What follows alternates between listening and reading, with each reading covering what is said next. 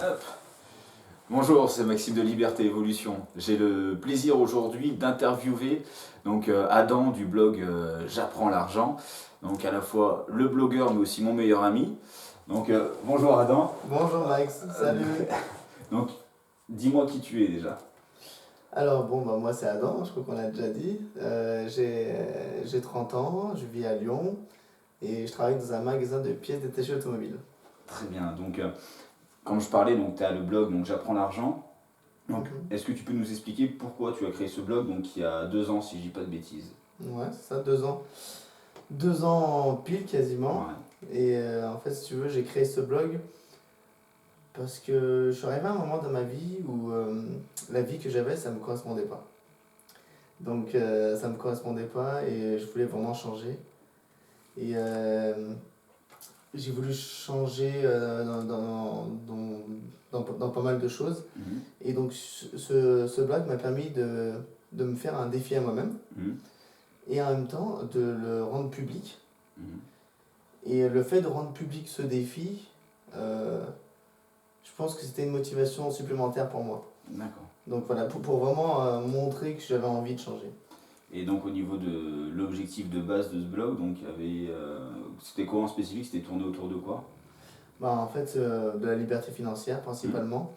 Si tu veux, en fait, j'apprends l'argent et en dessous, c'était marqué prendre sa retraite en 2 ans. D'accord. Un titre assez provocateur, mais qui était en adéquation avec mon défi que je m'étais fixé. Et, euh, et voilà quoi. D'accord. Donc, Donc est-ce que tu peux me parler de ton parcours, justement sur ces 2 ans, depuis à partir de la création de ton blog? donc oui, je suis principalement, je suis basé principalement sur les investissements. Mhm. Donc investissement pour pouvoir générer des revenus passifs. Donc ce que j'entends par revenu passif, c'est tout ce qui est revenu, donc rentrée d'argent, Mhm. mais dont tu n'es pas obligé de travailler tous les jours pour pouvoir gagner cet argent. D'accord. Donc il y a l'immobilier, Ouais. il y a la bourse, il y a la gestion de ses finances personnelles. C'est très important en fait, c'est vraiment la base. Donc il faut vraiment commencer par ça. Et donc il y a différents leviers, il y a aussi le levier internet. Voilà, D'accord. donc ça en fait 4. Très bien. Donc pour te connaître, bien entendu, je sais que tu as travaillé sur chacun de ces axes-là. C'est ça. Je sais que tu as beaucoup travaillé sur le levier internet, Mm. qui est aujourd'hui une de tes principales réussites. Donc est-ce que tu peux me dire aujourd'hui où tu en es concrètement? En fait, c'est marrant ce que tu dis, parce qu'en fait, j'ai pas forcément beaucoup travaillé sur le levier internet, j'ai beaucoup travaillé sur le levier immobilier. Mhm. Et j'ai commencé pour moi, l'immobilier, c'était vraiment le gros truc. J'avais fait d'autres leviers, mais j'étais focalisé sur l'immobilier. D'accord. Et c'est ce qui m'a pris le plus de temps, mais c'est là en même temps que j'ai eu mon plus grand échec, donc c'est D'accord. au niveau de l'immobilier. Mais c'est pas celui qui m'a apporté le plus. Et donc au niveau de l'échec justement, tu peux nous expliquer juste rapidement Ouais. Ce que quel c'était. type d'échec c'était, ouais, tout à Ouais. fait. Et ben en fait, je devais acheter un petit immeuble Mhm. qui est pas loin, qui est pas trop loin d'ici, qui est proche de Valence. Ouais. Et donc tout se passait bien, etc. Bon, j'ai même fait une vidéo sur le blog.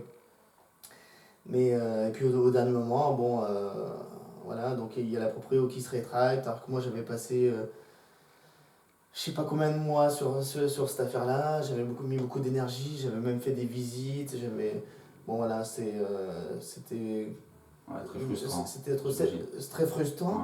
Ouais. Et j'avais passé entre 7 ou 9 mois dessus, quoi. Donc c'était Ouais. vraiment un gros échec, c'était lourd en Mhm. fait. Mais, mais j'ai appris à gérer ça, du coup, bon, après Ouais. peut-être on va en parler, mais du coup, ouais, c'était mon plus grand échec. D'accord. Et c'était en immobilier, alors que je Mhm. pensais vraiment éclater là-dedans. D'accord. Justement, c'est que tu as eu ce gros échec-là. Ouais. Donc comme quoi rien n'est jamais perdu, c'est que tu as pu rebondir sur autre chose, Mm. donc sur le levier internet, où tu t'es investi, mais moins que sur l'immobilier. Mais Et aujourd'hui, ouais, beaucoup moins. est-ce que tu peux me dire, sans rentrer dans tous les détails, mais globalement ce que ça t'a apporté aujourd'hui, si tu veux donner des chiffres ou un ordre d'idée, savoir ce que ça a pu t'apporter parce que là ça va faire quoi, 6-8 mois ou presque un an même, non, presque un an que t'as découvert le levier internet. Ouais, ça fait. 11 mois, ouais, Ouais, quasiment un an, ouais, déjà. ça passe vite. Ouais, Hein. ouais. Et ouais, donc ouais, ça fait 11 mois. Et donc du coup, ta question, c'était qu'est-ce que ce levier m'a apporté? Oui, t'as apporté, parce que par rapport à justement à l'objectif que tu avais sur ton Mhm. blog, donc d'avoir la liberté financière au bout de 2 ans, donc, Voilà, voilà. et ben, c'est ce levier, contrairement à ce que je croyais à la base. Mhm. Moi, j'étais à fond sur l'immobilier et je pensais que c'est ça qui allait me faire 80% de la réalisation de mon défi, mais non, c'est Mhm. le levier Internet Mhm. qui m'a propulsé à un niveau que je pensais même pas possible en commençant le blog, quoi. Ouais. Et donc tu me disais, c'est que l'objectif pour toi, c'était donc la liberté financière. Mm. Euh, Bah, pour toi, qu'est-ce qui est la liberté financière du moins? voilà, Qu'est-ce qui était pour toi la liberté financière lorsque tu as il y a commencé 2 ton ans. blog? Et qu'est-ce qu'est la liberté financière pour toi maintenant? Parce que je pense que tu nous parleras de tes résultats, Mm. mais il y a un gap quand même hyper important entre C'est ça, ton objectif premier et en fait la réalisation de ton objectif. c'est ça. Bah, du coup, quand je me suis fixé mon défi, pour moi, c'était simple. Je voulais générer assez de revenus passifs pour pouvoir subvenir à tous mes besoins primaires, enfin, Mhm. c'est-à-dire loyer, alimentation, etc. Donc, que mes revenus passifs puissent payer toutes mes charges fixes. Mhm. Voilà. Mon défi, c'était ça, en fait. Et je voulais réaliser ça en 2 ans. Mhm. Donc, je me suis dit, à l'aide des 4 leviers, 4 ou 5 leviers, Mhm. eh ben, que tu réalises ce défi. Donc, moi, comme je t'ai dit, je comptais sur l'immobilier, etc. On va dire à 80%. Mais du coup, bon, il s'avérait que c'était le levier Internet. Et il s'avérait que j'ai explosé les résultats au niveau de mon défi, quoi. Donc, je pars d'un mec qui, à la base, se lance un défi un peu comme ça, et qui est pas trop confiant, et qui dit, bon, on verra bien, Mhm. je rends ça public et ça peut me motiver, à un résultat où, en fait, je suis au-delà de mes espérances. Oui, parce que là, qu'est-ce que tu t'apprêtes à faire justement dans les semaines ou les mois qui viennent, justement par rapport à tes fameux résultats? Bah, ça, par contre, c'est quelque chose que c'est quelque chose que j'ai pas dit sur mon blog Ouais, et que j'ai dit, enfin, je leur ai expliqué que j'allais réaliser un de mes rêves. d'accord. Donc je pourrais pas trop en dire non plus Ouais, là, non, mais t'as mais raison. que du coup, bon, c'est un de mes rêves, c'est mon premier rêve que j'ai réalisé. Ouais, Et voilà, un indice, ça parle de liberté aussi encore. d'accord, ça marche. Et justement, donc, il y a beaucoup de personnes aujourd'hui qui souhaitent atteindre la liberté financière, Oui. qui ont les idées, Mm. qui ont souvent du mal par contre soit à passer à l'action, soit à maintenir le cap. Donc j'imagine que tu as dû faire un travail sur toi extrêmement important Mm. pendant ces 2 ans. Donc est-ce que tu peux me dire un peu ce que tu as dû toi travailler justement pour garder ton focus justement sur ces 2 années où tu as dû t'investir à 200% sur ce que tu faisais quoi. Mm. En fait, je dis toujours, il y a les leviers d'investissement, c'est super important. Mais franchement, le plus gros investissement que j'ai fait, c'est sur moi-même. Mhm. Et c'est en me changeant, moi, que j'ai pu arriver au résultat que je suis maintenant. Et voilà, comme je te dis, c'est mon plus gros investissement, c'est ça. Donc c'est par le biais de bouquins, c'est par le biais, ça peut être des citations, mais c'est surtout des bouquins, des vidéos, des formations sur le développement personnel. Mhm. Voilà. Donc D'accord. développement personnel, c'est un peu grand, tu vois, c'est un peu vaste. Mhm. Mais t'as quand même des formations ou des bouquins qui sont précis sur le développement financier. Mhm. Et c'est des choses importantes. Et il y a une phrase qui m'a vraiment marqué, c'est quand une personne que j'apprécie beaucoup qui s'appelle Simon Stepsis, Mhm. qui est dans un business internet et qui est devenu millionnaire grâce à internet, il a dit je travaille plus sur moi-même que sur mes business. Mhm. Voilà, donc pour moi ça veut tout dire. Oui, c'est une vérité. Ouais, c'est Et, vrai. et justement, donc, tu parlais d'ouvrages, de personnes inspirantes, donc tu viens de parler de Samuel Stepsis. Et au niveau des ouvrages et d'autres personnes inspirantes, est-ce que tu aurais des personnes ou des livres à conseiller aux personnes qui verront la vidéo pour s'en inspirer également? Mhm. Moi, j'ai principalement 2 livres qui m'ont marqué. En fait, j'en ai plus, mais il y en a 2 qui sont restés en moi. Et c'est là que j'ai commencé à voir les changements. Ça peut être con de dire je lis un livre, et puis j'ai les changements qui arrivent. Mais c'est ça, parce qu'en fait, si tu lis ton livre et que tu appliques ce qu'il y a dans le livre, mais tu vas voir les résultats de toi-même. C'est un truc de fou. Et ouais, j'ai 2 livres, donc un livre de T. Harv Eker, L'Esprit millionnaire, je dois l'avoir par là-bas, et La magie de Rhonda Byrne, quoi. Donc je peux Ouais, les... je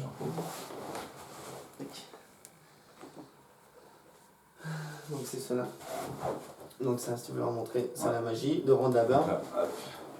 La magie de Rhonda Byrne, je sais pas si vous le voyez bien ici. Voilà. Hop. Donc elle, en fait, elle va beaucoup parler de... Ça peut paraître un peu vachement spirituel, en fait, mais bah, ça l'est un peu, quelque part. Mais, et du coup, elle parle beaucoup de gratitude, de changement intérieur et de remerciement. Et bah, franchement, ça change la vie. Ouais. Et celui-là de T. Harv Eker, Les secrets d'un esprit millionnaire. Et il me semble que celui-là, ce que tu m'en avais, hop, je le montre juste à la caméra.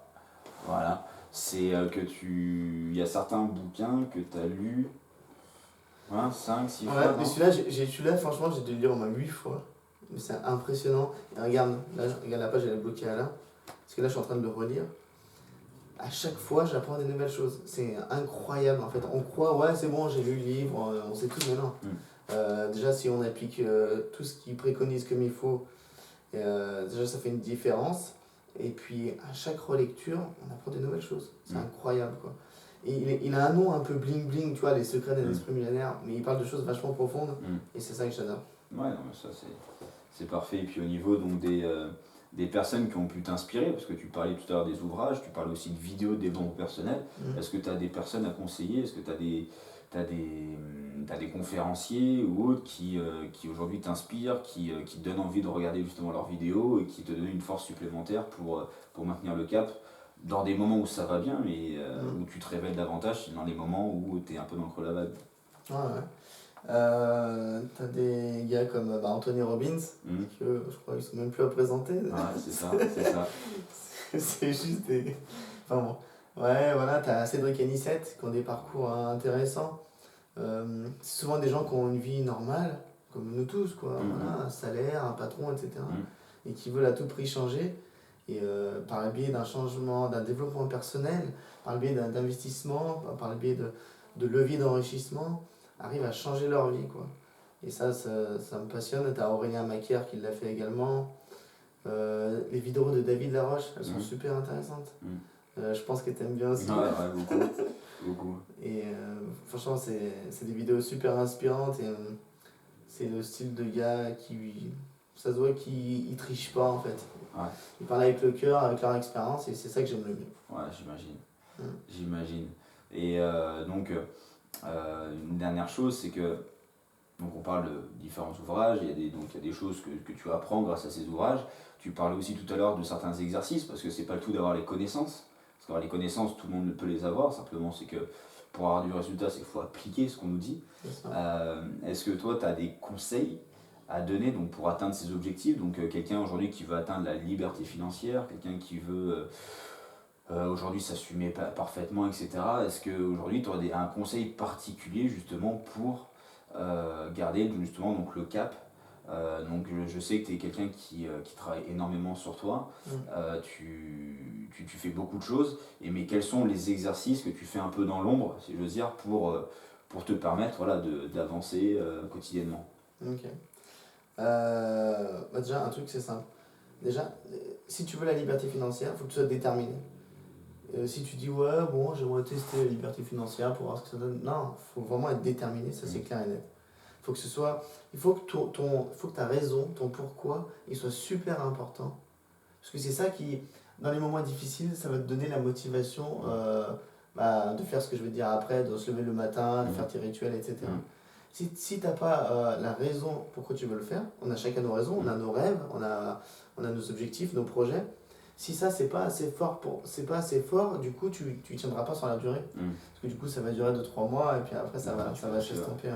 Mais quand tu as des vraies raisons et des rêves qui te tiennent à cœur et que tu as envie de les réaliser, là, ça change déjà tout. Donc ça, c'était un peu la base, on va dire. Et après, moi, je pense qu'il y a quelque chose qui est très important. le développement personnel, c'est déjà se comprendre, déjà comment on est et comment on vit les choses. Et c'est surtout savoir se changer. Mm. Parce qu'on ne se rend pas compte, on est souvent en mode automatique, on pense comme ci, comme ça, et on ne s'en rend pas forcément compte. Le développement personnel, c'est prendre assez de recul pour pouvoir voir ça et voir les choses qui sont à améliorer Mm. et qu'est-ce qu'on peut changer pour pouvoir avoir des résultats intéressants. Donc pour se changer, pour moi, c'est des rituels tous les jours. Ouais, c'est ça. Voilà, donc dès que tu te lèves, que ce soit quand tu prends la voiture et le soir en te couchant.